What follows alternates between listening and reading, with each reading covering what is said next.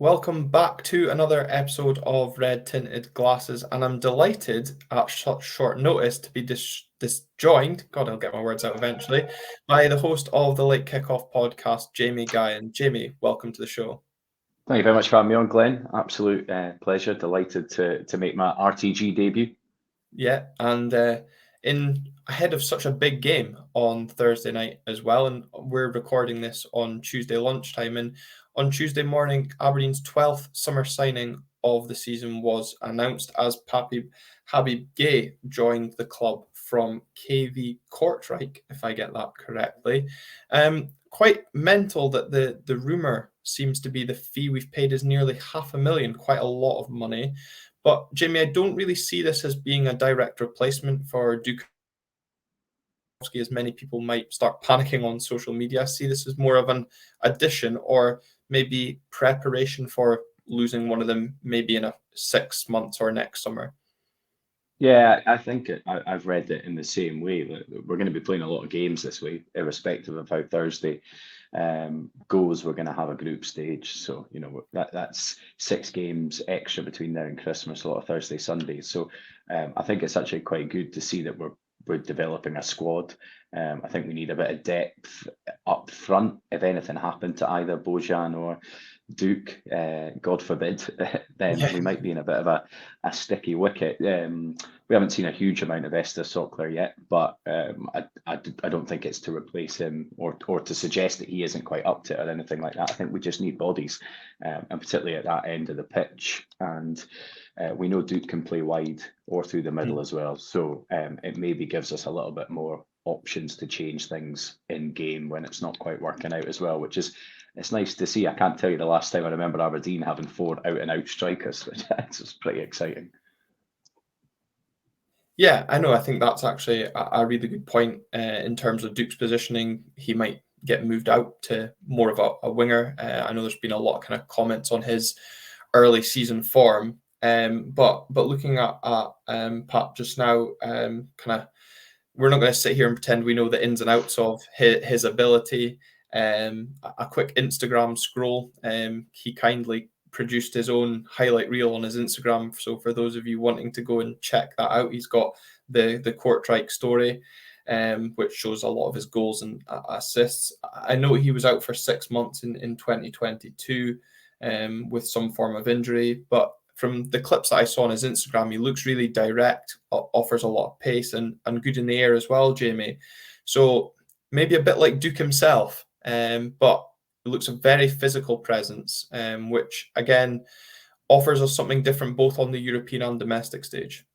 Yeah, absolutely. We're going to come across big, strong centre backs domestically, and if last Thursday's anything to go by, we're going to come across some big, strong centre backs on the continent as well. And for all that Bojan does offer, I don't think he is necessarily a hugely physical presence, despite maybe his height. But to bring somebody else in with a bit of pace and a bit of power, we've seen plenty of examples in the Scottish Premiership over the last few seasons where a combination of pace and power can be pretty effective. So I think that's really exciting. A guy that's decent in the air and happy to throw himself about. I always worry when somebody puts together their own highlights reel, because I reckon if I put together my own highlights reel, I'd look pretty good as well. But his goal scoring record looks pretty decent. Rumour has it Watford were in for him for triple what we've paid for him only 12 months ago. Perhaps the injury is what's put some people off. But I'm so used to looking at a potential Don striker having scored 7 goals in 142 League One appearances. So to see a guy with decent numbers there is quite exciting. And he seems to come with a good song as well. So that's also exciting. Exactly. That's what we need with Ojo and Ramirez having gone. We need a player with a good song. Yeah, exactly. Yeah, Monday, Tuesday, Habib Gueye. I'm sure the that'll one. be ringing round the terraces, and people would have been disappointed if I didn't back that up after you teed up for me. But yeah, 14 goals in 57 games at Kortrijk, 25 and 55 at Ailsons in Norway. So a decent return, and looking forward to seeing how he hits the ground running at Aberdeen. And certainly, Jamie, going by what we saw on Sunday, We need someone that can offer something different up top, but wasn't really just up top where we struggled on Sunday. It was all over the pitch as the Dons backed up a 2-2 draw in Sweden with a 2-2 draw in Paisley. It was double Desmond, and it was 2 changes to the starting 11 for the game. Johnny Hayes replacing Ryan Duncan at left wing back, and Angus MacDonald coming in for his first start of the season, replacing Shaden Morris, which allowed Nicky Devlin to go to maybe a more natural side at right wing back. Were you surprised, Jamie, that we only made the 2 changes? Because we discussed on the podcast after the first leg that maybe it was too soon to ring the changes as such. Yeah, possibly. I was a little bit surprised to not see either of the J mix in the starting lineup, McGarry or McGrath. I thought they both impressed quite so much when they came on in Sweden that I thought one of them would get the run out from the start here, but that's potentially a fitness thing, and it's difficult to know that. Sitting in your own house trying to tell Barry Robson what to do with this lineup. But yeah, a little bit surprised. And had we been playing really well, I could see the logic in not wanting to rock the boat a bit too much. But I don't think there's any Dons fans out there that would suggest we've been playing too well so far this season. So maybe it did need shaking up a little bit more. And I think perhaps the way the game went kind of proved that as well. Yeah, we haven't exactly been setting the heather on fire away from home, certainly. And, although I know a lot of people maybe say the last 20 minutes in Gothenburg last Thursday was probably our best showing away from home, but Livingston, Stirling and St Mirren have all been pretty painful viewing so far. And I guess, for me, that first 45, obviously we go in at halftime 1-0 up in, the strangest and most fortuitous of circumstances, but in terms of how the game played out, there was maybe a bit of an overreaction. I certainly wasn't overly surprised at St Mirren kind of coming out and trying to get at us in the early stages, probably exploit that playing on the Thursday night and having to travel back. The only thing that was frustrating me was we could hardly string a pass together. Yeah, I just thought we were awful. I was getting so frustrated. We couldn't keep the ball, which was actually reminiscent of Thursday. There was big spells in that first half on Thursday where you just wanted somebody to just get their foot on the ball and string together 5 to 10 passes, and everybody just calmed down a little bit. I think there's been a lot of people super impressed with Dante Polvara since he's come back in this season. I've been sceptical, and I think I said on Twitter on Sunday during the game that I think he's a lot better than he was, but that wasn't an overly high threshold for him to surpass. And being better than an American college player doesn't necessarily make you good enough week in, week out. And he's one of those players, I think we've had loads of these in the past. Rob Milsom springs to mind immediately as guys that don't necessarily do anything wrong. So he doesn't make an obvious mistake in the game that you can pin on him and be like, look at that, Pavara's made a clanger. But I don't think he really brings anything. He doesn't quite have for me at this stage in his career, the ability to sort of start commanding a game alongside, say, Shinnie and Clarkson. Clarkson's been struggling to get into games, but I think he clearly benefited from Ramadani last year as that sort of commanding presence in the middle of the park, which is what I'm gathering we want from Polvara, but I don't think it's quite working so far. And I actually, if we had the squad depth, I'd quite like to have seen Dante go on loan to a lower Premiership team or a higher Championship team and just get 90 minutes every week in Scotland and just get used to the game a bit more. But yeah, I think that's kind of coming through. And for me, that was the problem in against Häcken, in Gothenburg, and the problem on Sunday as well, that we just, like you say, we couldn't keep the ball. We don't have much of an outlet up front, it seems, at the moment. Neither Duke or Miofsky are hugely in form, save for 20 minutes in Gothenburg. And Yeah, it was frustrating. Like you say, we went in fortuitously ahead, and and very much so should have been going in behind, in my view. Mm.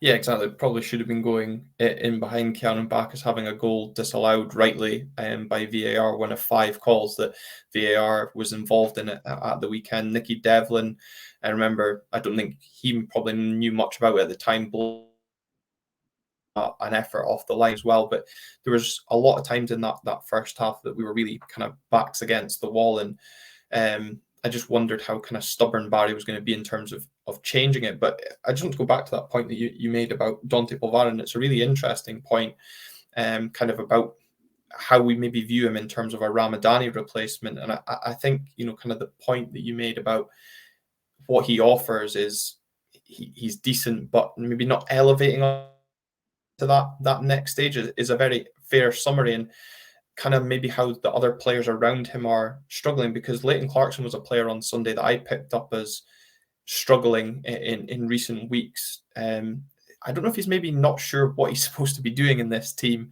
but I thought on Thursday and again on Sunday, once Jamie McGrath kind of came on, he looked a lot more lively, a bit more imposed. So I don't know if the likes of both Graham Shinney and Leighton are having to do a bit of extra work for Dante when previous seasons, well, last season anyway, under when we had Yelber in the team, they knew that he was comfortable doing that dirty side. Yeah, I think that's a really fair assessment. I think Ramadani had his doubters, and that always really surprised me. I didn't really understand why.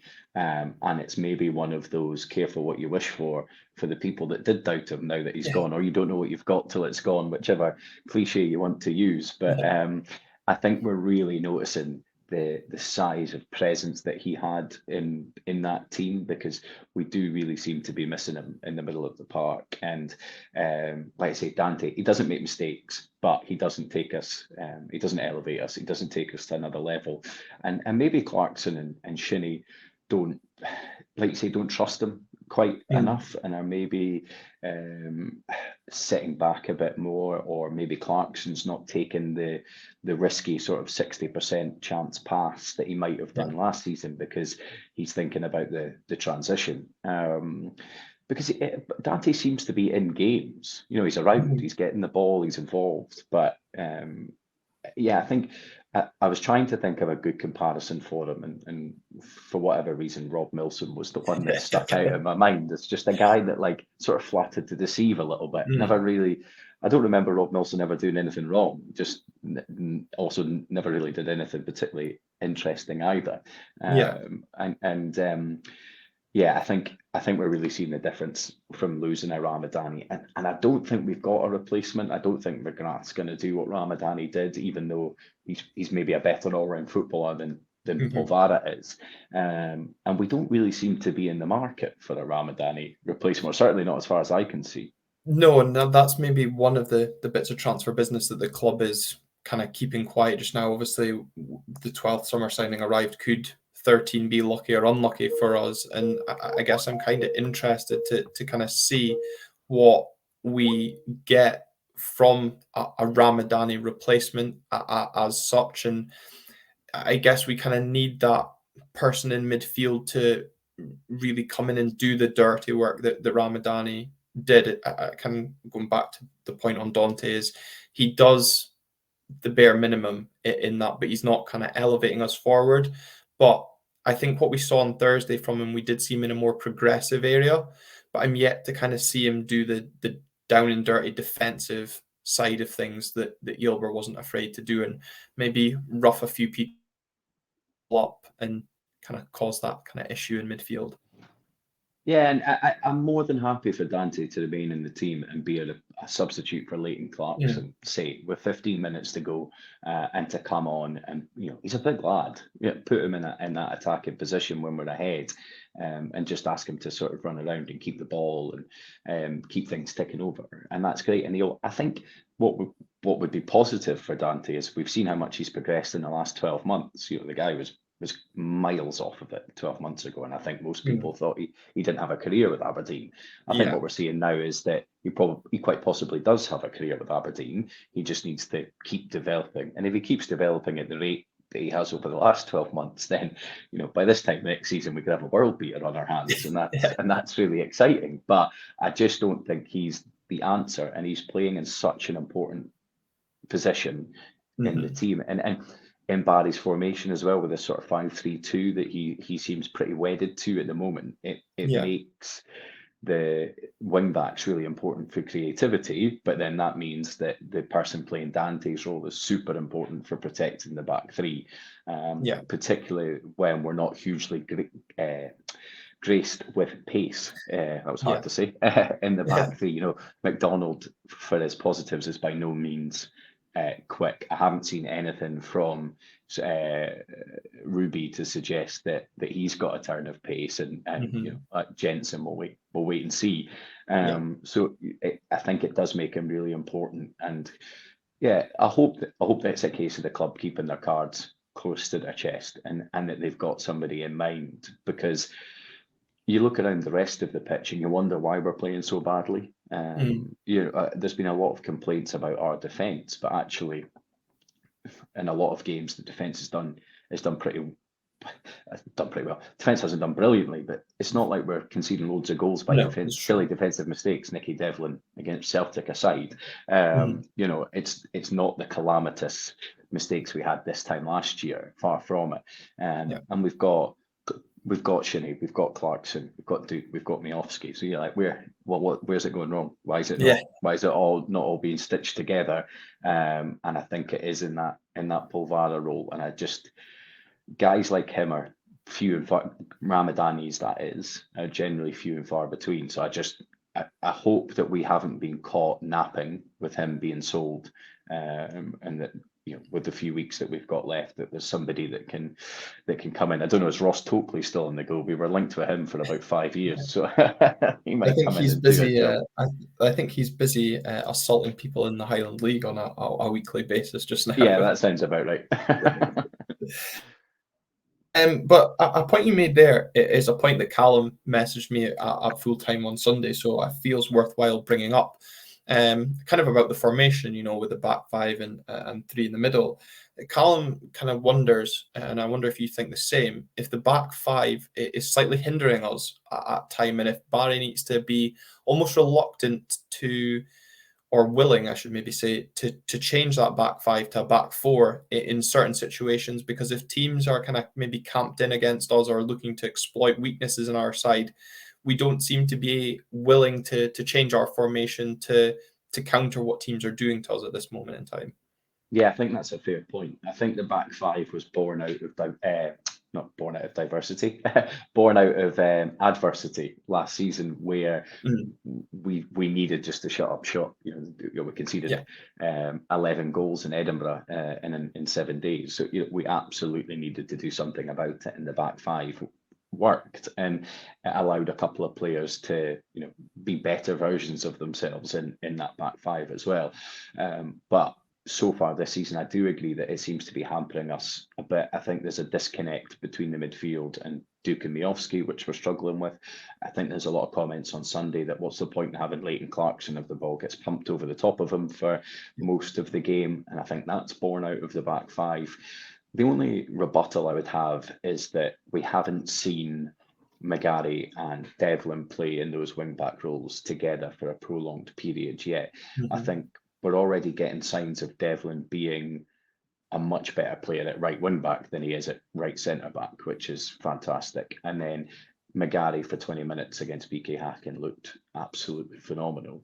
And so perhaps we'll get more creativity from those two if they're playing together in a back five. And that'll help solve some of our issues, and that they can play with Clarkson a bit further up the field. They both, on the face of it, appear to have the physicality to get up and down for the vast majority of the game as well. So the only reason I would be fine with Barry sticking it out for another sort of month or so is to give those two a run in that position and to see what difference that makes, and putting in decent crosses and stuff as well. But I do agree that we seem particularly wedded to it, and we are meant to be the sort of top 3-4 teams in the country, which means the vast majority of games we play in, the onus is going to be on us to be more creative and be more on the front foot, and generally a back five doesn't lend itself particularly well to be being the dominant team within the game. So it'd be nice. Sunday probably wasn't necessarily the right time for it, but it would be nice, perhaps even against Hibs this weekend, that if he just showed a little bit of willingness at the moment until the team is fully settled to try a back four and see how we get on. I guess part of the issue now as well is we've got about 9 centre backs, so try to get them all into the team if there's only 2 playing could cause some issues. But I think we've seen from him last season, Robson seemed to be a manager that was happy to change things. And quite a lot of his early interviews when he took the role was, we seen it wasn't quite working, so we moved Clark's into this position and we moved Ramadani further forward, or we changed something in the back and it seemed to unlock the door for us. And this season he seems super reluctant to make substitutions. He's before Gothenburg he hardly had made any, and reluctant to change the system. Not entirely sure why that is, and hopefully it's a case of it being early in the season, because I think in Scotland in particular, where games tend to follow a bit of a formula, that if you're able to chuck something in there and change it up a bit, that can unlock a door for the last 20 minutes and make a big difference. Yeah, exactly. And I think, you bring something that maybe people aren't expecting you to bring, and throw that little curveball, and it gives the defenders of the opposition something else to think about, or likewise the manager in the dugout something else to think about as well, that they maybe weren't expecting from us. But speaking about the back five and maybe lending itself for an Aberdeen team that should be on the front foot, so that was certainly something that wasn't the case pretty much for the entire 90 minutes on Sunday. And as I said, went 1-0 up at half time, but the second half we didn't even seem to start to kind of assert any sort of domination. We were pretty much on the back foot straight away in the second half. St Mirren equalised through Greg Kiltie, but again VAR getting involved. There was a couple of incidences in the build up to the goal. There was a foul, maybe those listening would think that deserves to be in inverted commas, on Jack McKenzie, but an offside call on Olusana, I think I probably murdered his pronunciation there, was brought back for that. To be honest, I was a bit disappointed in the goalkeeping for the goal as well, because I think the initial shot from Keanu Bacchus was pretty poorly spilled from Kel for Greg Hilty to tap home, but a reprieve for both Kel and the Dons at that stage, but a warning shot that we kind of didn't really listen to.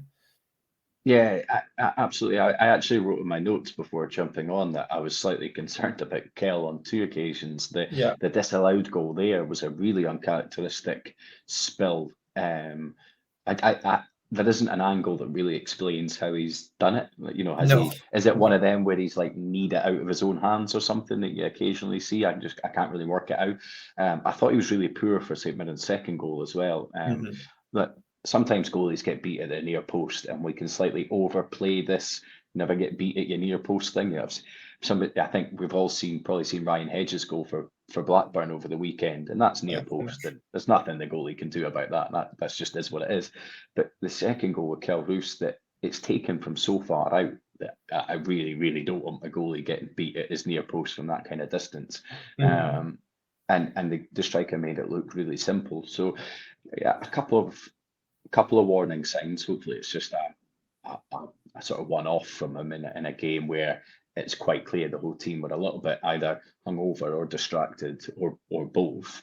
But yeah, we didn't take the warning at all. I was so surprised that Barry hadn't sort of put a rocket up their arse, so to speak, for coming out to the second half, and that we seen a very different performance. We just seemed to come out and be exactly the same. It was almost as if Barry hadn't actually watched the game. And it was on, he was playing Football Manager, and he'd skipped to half time and it said his team were 1-0 up, and he thought, brilliant, I'll just keep doing the thing we were doing, then it must be working. And nobody was there to say, Barry, this is going really badly. And actually the goal was a shambles that we scored, and if you were a St Mirren fan, you'd be furious with it. So yeah, really disappointed. We didn't create anything, we couldn't get our foot on the ball. St Mirren just continued to absolutely batter us in a way that I would only ever expect us to be dominated by an Old Firm team like that. For us to be consistently battered in that way, in Paisley was pretty disappointing, I have to say. And we just didn't seem to, at any point in the game, change our mentality, I didn't think. No, and I agree on that. And not only disappointing, was mildly concerning ahead of obviously such a huge second leg coming up this Thursday as well. And a couple of things, obviously, you mentioned there, the way the domination that St Mirren kind of applied to ourselves, and I thought kind of the same. The way the game took a pattern was almost like us against one of Celtic or Rangers, but we were the Celtic or Rangers in this scenario. In terms of, I think probably, the game that kind of haunts us all was Rangers last season when we dominated for large periods and came away from the game with nothing. St Mirren, albeit did come away with a point on Sunday, will almost feel like a defeat in terms of the manner of the way the game ended. But also on Kell as well, maybe getting those mistakes out the way ahead of Thursday. I totally agree on the second goal as well. Hugely concerned about the concession of that. And again, going back to that point about, you can overplay keepers conceding at the near post. It didn't even beat him. It goes through him. He gets kind of a hand to it. So again, I don't know if it was positioning. He does, of course, make a really good one-on-one save as well at 1-0. So we saw the good and the bad of Kell on Sunday. And I know a lot of people had a lot of criticism around his distribution at times last season, but that was kind of the first time I was a bit concerned at his general goalkeeping ability, because of course he came up big at the end of last season, penalty save at home to Hibs, crucial saves away at St Johnstone, but uncharacteristic. And I just wonder on Kell how much that kind of uncertainty around the back three maybe plays a part. Obviously, Joe Lewis was heavily criticised at terms last season when our defence was all over the place. Just how maybe difficult it is for Kell with that back three continuously changing, and how much trust is there between him and the back three, and likewise the back three and him at this moment in time.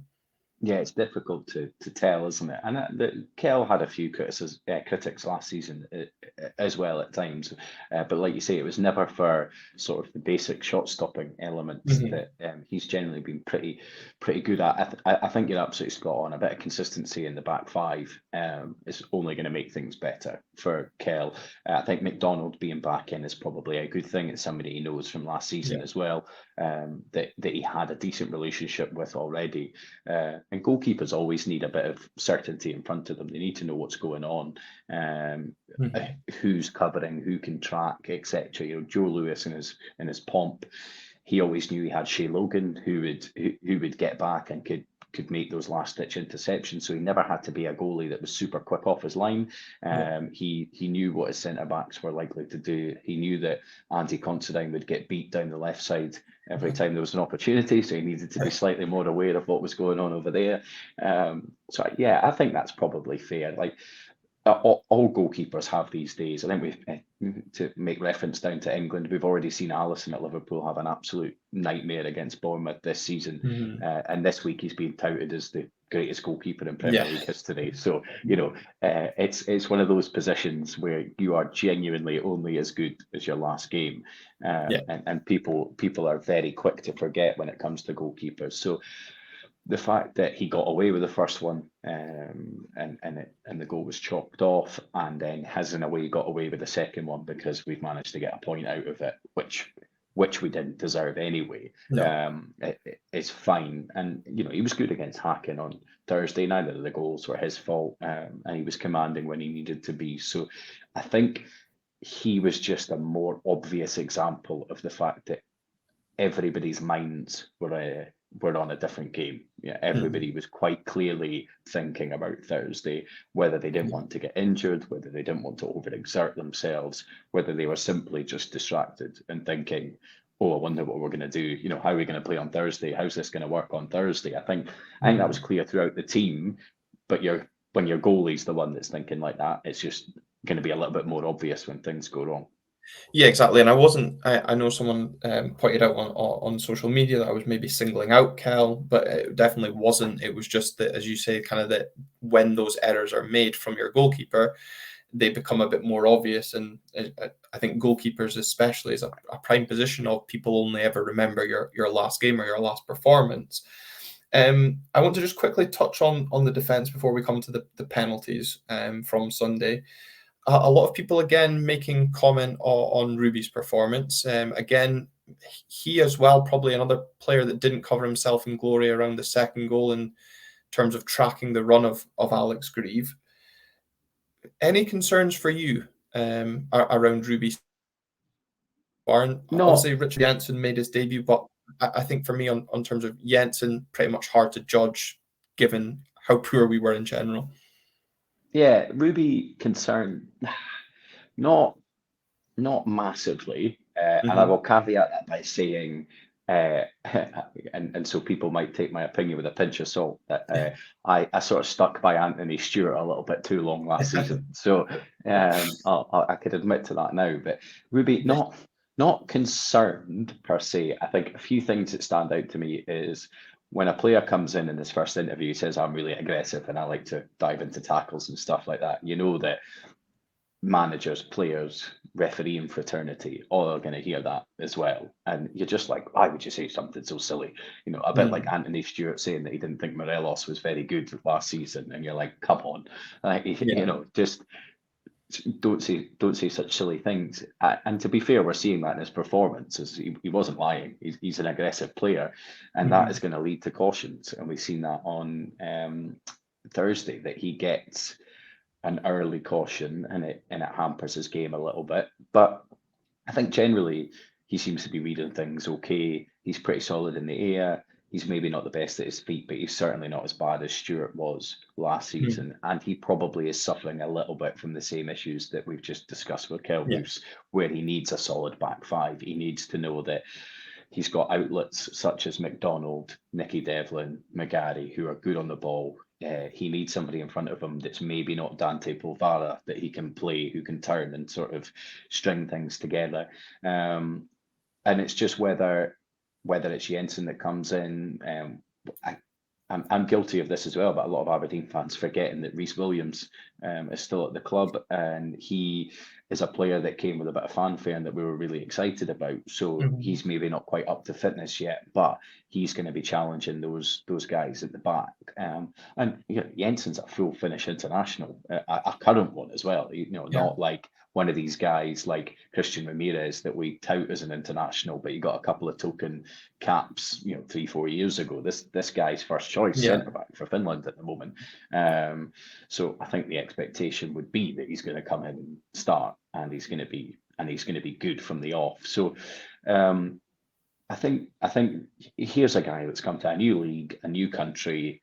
He's learning his teammates. He's learning the differences in the game. And so far, I think he must have played in a different back five every game. I don't have that. I don't have that to hand, but I wouldn't be surprised if it was.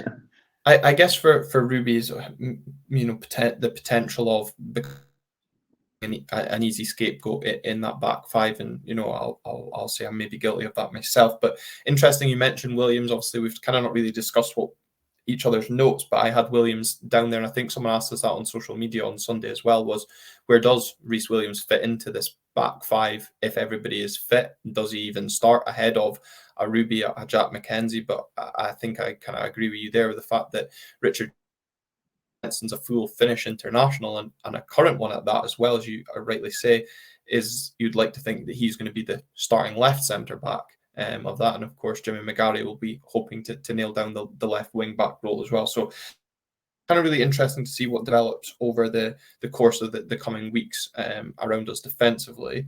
But let's move on to the two kind of controversial incidents in the game on Sunday, the two penalties. Any complaints for you around the penalty that we conceded, Angus MacDonald handball?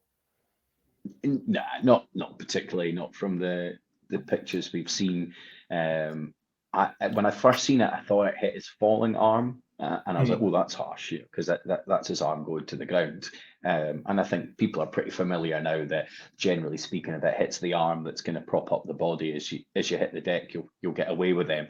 I think the fact that it hits his other arm always means that there's a risk that it can be given. I may be slightly, my opinion on it is maybe slightly warped by the fact that we got away with quite so much on Sunday, that I feel that's a little bit cheeky to complain about the one decision that did go St Mirren's way. Look, it for me, it's within, like, I use this phrase, like a range of reasonable outcomes, and I think it's on that cusp where if it's not given, that's probably reasonable, and the fact that it is given for me is reasonable, and I'm not going to lose too much sleep over it. McDonald didn't protest hugely vigorously after it was given as well. I think you can often tell by a player's reaction that he's gone up. Bollocks, that's hit my arm. Yeah, I think he had a slight pat of his chest to try and con John Beaton, but John Beaton's never going to be too much unconvinced when he's awarding a penalty against Aberdeen. He didn't lift his top off as much as Alex Gogic did, when, of course, Alex Gogic did something similar up the other end of the pitch, blocking a Leighton Clarkson shot. I thought for, the one that we conceded, I personally thought was a bit soft. And, I was listening to St Mirren TV commentary, and I'm not sure who their co-commentator was. I think he was a current player, but he's kind of felt it was a bit soft because it's probably one of those that where else can that arm go in the sliding motion? I suppose they would argue the same for Alex Gogic, but at least for once in Scottish football refereeing, we saw a bit of consistency applied, albeit John Beaton had to wait for VAR to get involved to give us the penalty. But the biggest controversy was the penalty itself. Bojan Miłowski slots it home, but a lot of talk on social media about a double touch. You seen anything conclusive, Jamie? If anybody can show me a picture of this touching a standing foot, I will hold my hands up. But I have watched every single clip that a St Mirren fan has posted of either the normal angles or slowed down or screenshots and zoom ins, and I genuinely can't see it. And I don't know if any of a couple of the listeners that follow me on Twitter might know I'm a current active football referee. So I'm generally pretty middle of the road on these things, which might explain my previous view on the penalty. I tend not to get too exercised either way. And had it hit his standing foot, and fine, I would sit here and say, yeah, fair enough, we got away with one, or it should have been disallowed. I just can't tell. For me, it looks like he kicks the ground, and that explains the sort of weirdness of his foot and where the ball goes. And in terms of VAR getting involved, Michael Stewart was getting, and Tomo on the radio was getting pretty wound up as well, I heard. And VAR, we've heard the phrase a million times, it has to be a clear and obvious error. And if thousands of people can put clips on Twitter and you still can't see it, I don't understand what anybody wants VAR to do. That would have been a travesty for them to get involved in. So look, if it's hit both his feet, then we've got away with one, but not, I think, through any fault of any of the refereeing staff that were involved in that game, because you just can't tell. Yeah, and I think that's the biggest thing, is it has to be clear and obvious. And I don't think, and I think this is, potentially where Scottish football lets itself down in VAR, but obviously for us it's benefited us, is the picture quality that we get compared to English football VAR decisions is really terrible. It's very pixelated photos, and the still images are really poor compared to what you see in the Premiership. But there is nothing that I've seen to offer conclusive evidence that it was a double hit. I was speaking to a Highland League official last night who believed it was a double hit and should have been retaken. But, you were mentioning Michael Stewart and Stephen Thompson, and even listening to Lee McCulloch on Sports Scene, it took him 25 minutes, he admitted, to decide that it was a double kick. Therefore, the goal shouldn't have stood. Now, you're telling me that if we want to get these decisions right, we've got to wait 25 minutes. I think that in itself tells you that there was nothing obvious about that decision to overturn that from being a goal. And if we've got away with one, brilliant. It's a point more than we've picked up in previous seasons at St Mirren as well. So we take it. It's not obviously the 3 points many would have hoped for, but we move on to Thursday night. Yeah, and just to clarify there as well, it's not even that it would have been retaken; it would have been a indirect free Yeah, kick to sorry. St Mirren. Yeah, so it would have been, game over at that point. But I agree, 25 minutes is bonkers. Christ, there's people suggesting on Twitter that there should be some kind of countdown 30-second clock behind the VAR, and if it ticks out, then they're not allowed to make a decision anymore. Mm. Which talk about putting additional unnecessary pressure on a VAR. He knows he's only got 30 seconds to try and work something out, as you say, on our pretty poor cameras. Mm. I think this is a great example of where improving the VAR technology might be worthwhile, because Yeah, it is a game-changing decision at the end of the day. And if that went against us and it was wrong, we'd be pretty perturbed as well. So yeah, exactly. it is really disappointing that the best angle that we can get on that looks like it was shot on a sort of 1.3 megapixel camera from somebody's Mhm. phone in the front row. But yeah, we get away with one.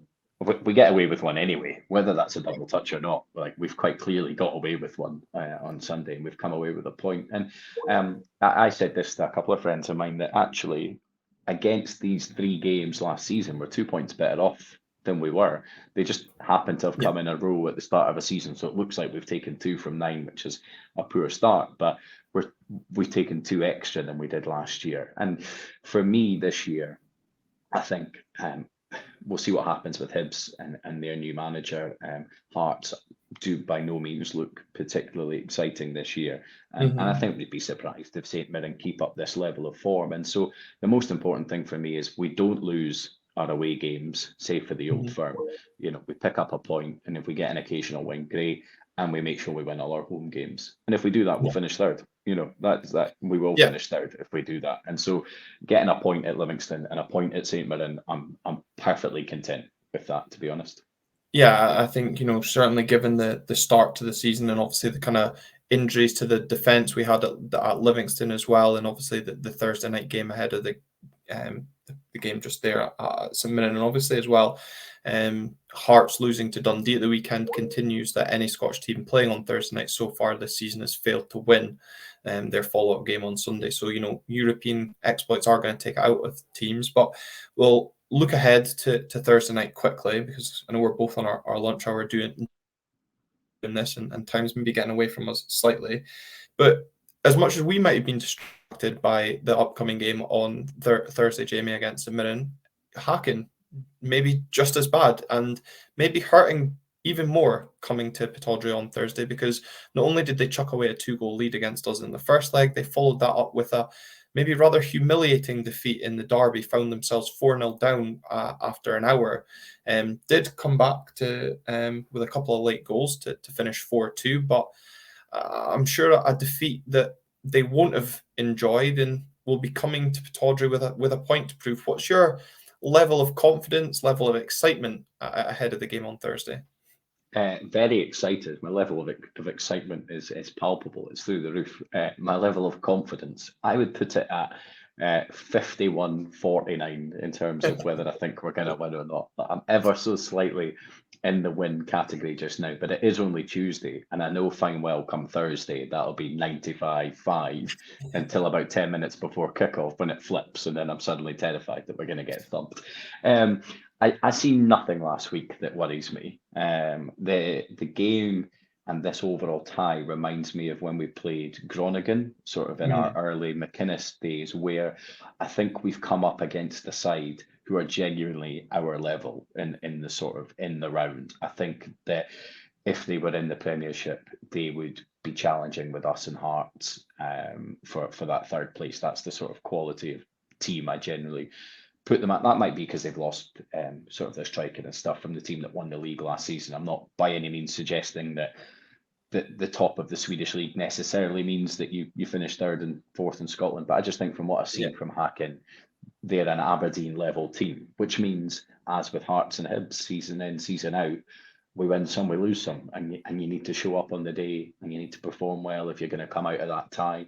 So, Thursday, even when we were 2-0 down, I was disappointed, because I was thinking Mhm. this team aren't this much better than us, and we've been in this game. And so the comeback was obviously fantastic. I thought they looked better going forward than we currently do, but I also think they looked worse at the back than we currently do, which perhaps is why it finished 2-2. And I could see a similar story this Thursday. I'm not going to confess to be an expert and suggest how much of a difference the big centre back having been sent off is going to make. Certainly, he couldn't have had a great game at the weekend, given how many goals they conceded there. So, but we don't know who they've got to come in place. He did look reasonably imposing last Thursday, and so they'll obviously be without that. And he is their starter, so you suspect the defence, at least to a certain degree, will be poorer again this week, and hopefully it's given Bojan and Duke a bit of confidence getting that comeback, and that, look, this is a team that we can get at, actually, and we know that now, and we know that we can run at players, and we know that we can cause cautions in the game that's going to make them have to think twice. I just worry that they did look really good going forward, and it doesn't take, it wouldn't take much, I imagine, for that team to put 2 or 3 past somebody if they were on it. And so my instinct is it's going to be a game not where we keep a clean sheet and win it by an odd goal or anything like that. It's going to be a game where we need to outscore them.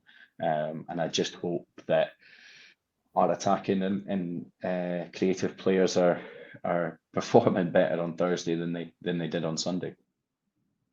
Yeah, and I was just making some kind of notes as you were giving your insight there to some of the points you made, and I think the confidence, I like that 95-5 up until about 10 minutes to kick-off. I think that's how a lot of us will be feeling. I was speaking to my friend Keith last night, asking how he felt. He actually thinks that the tie could go all the way to penalties, and I don't know if many people inside Pittodire have any nails left if it goes the distance. But Thursday night is, undoubtedly our best chance of getting Europa League group stages in all the recent seasons. And I personally would be really disappointed if we didn't get through this tie. I totally agree. I think they are a side of our level, a beatable side at our level.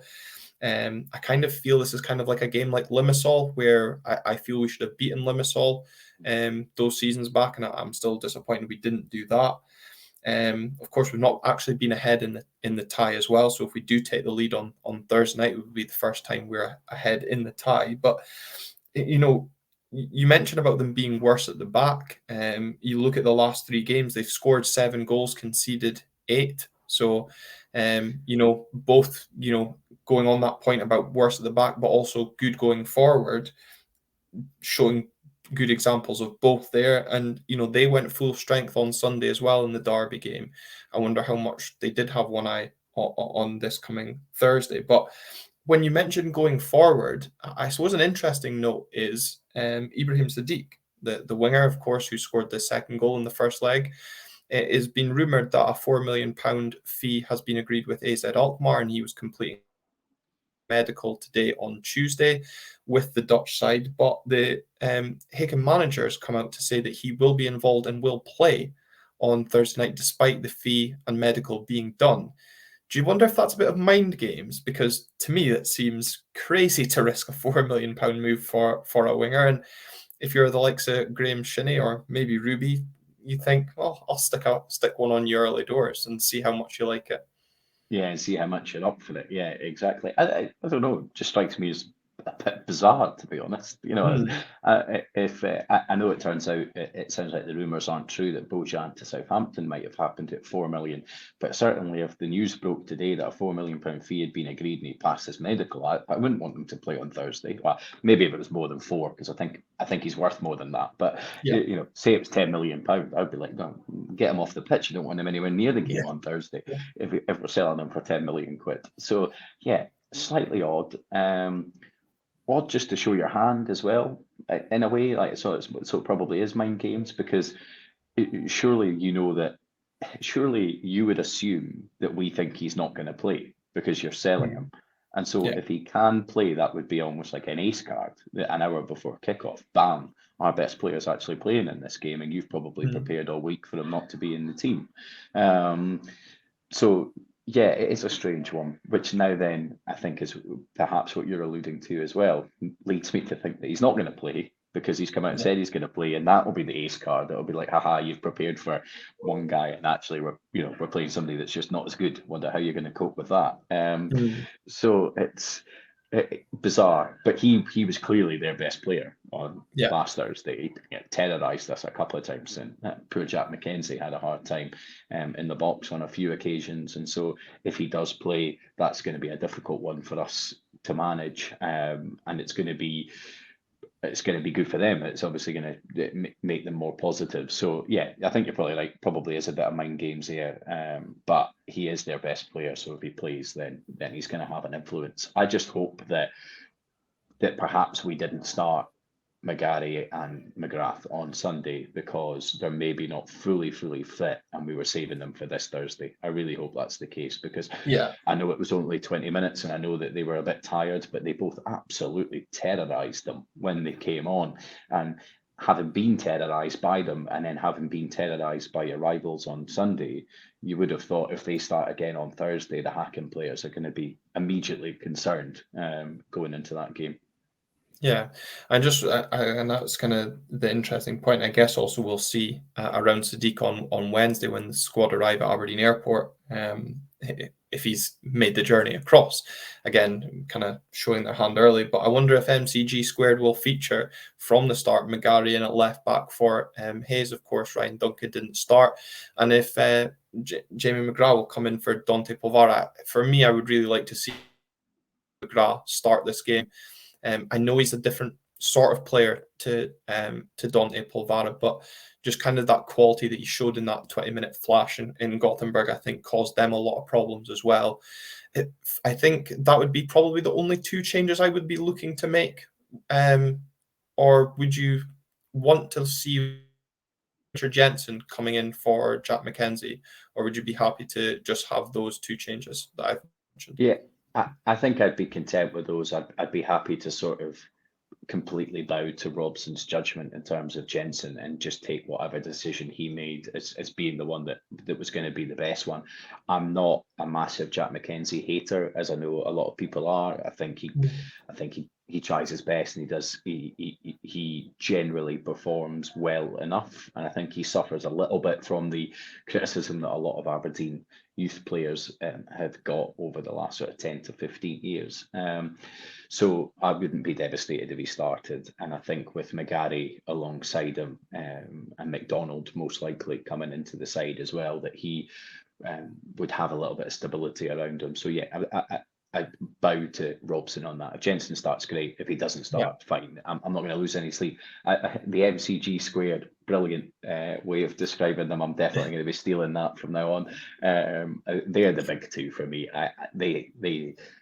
To me, I feel like they have to start. And that's where if Robson doesn't start them, I'd be expecting some kind of pretty good explanation as to why. Because we discussed, obviously, at the beginning of the pod that Dante maybe doesn't elevate us, and it looked like McGrath does. And in this kind of game where it's going to be a sort of you score 4, we score 5, quite possibly, having him and Clarkson together, being able to play with each other and then play with McGarry and Devlin and get the strikers involved, I think could be really, really important. And he just offers a threat. And I think we reminded ourselves on Thursday how card happy European referees can be that we're perhaps not used to domestically. It's just a different style that they obviously have. And players like having a player like McGrath and McGarry on is almost certainly going to lead to yellow cards. I'd be stunned if they didn't both lead to somebody getting booked in the game, whereas Dante doesn't. He's not somebody that's going to drive past people and create any issues in that respect. So, no, I think those two definitely. Any others, I'd be happy to wait and see. Yeah, I think I agree there. Yeah, and that MCG squared just kind of came to me when I was writing down their two names. So I'm not going to claim that it's been some sort of mad idea. But yeah, I think McGrath as well adds that bit of creativity. You're absolutely right, along with Leighton Clarkson.